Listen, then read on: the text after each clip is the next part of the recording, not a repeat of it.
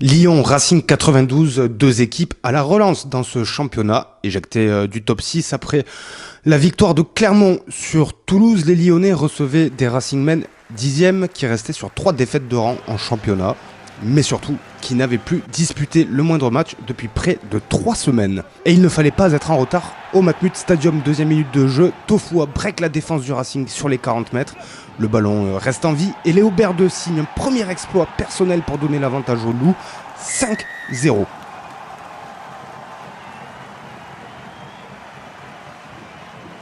La belle attitude de Léo Berdeux qui slalome dans la défense francilienne.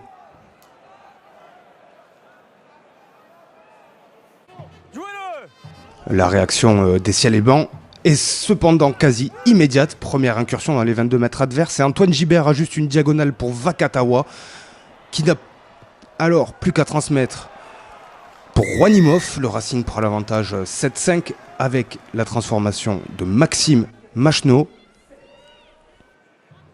Antoine Gibert sent bien le coup et alterne son jeu avec cette longue diagonale, voyant qu'il n'y avait plus de couverture.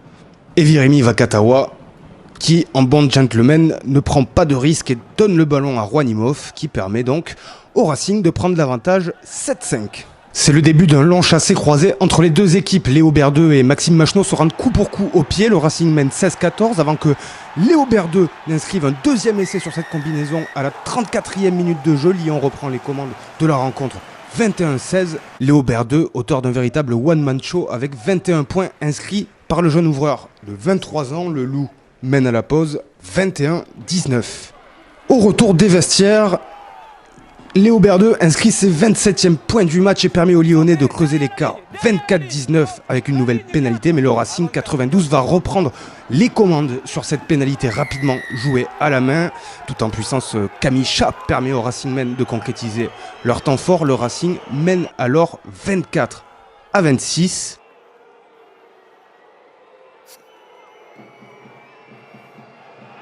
Mais le Racing s'expose un petit peu trop. Finn Russell ajuste mal cette longue sautée pour Paul Leurette qui ne peut se saisir du ballon. Thibaut Regard n'a plus qu'à y aller seul. Un essai à 0 passe qui fait mal au Racingmen. Le Loup reprend l'avantage dans ce match, 29-26. Ce qui ne va pourtant pas empêcher le Racing de reprendre le score sur une dernière pénalité de Maxime Machno.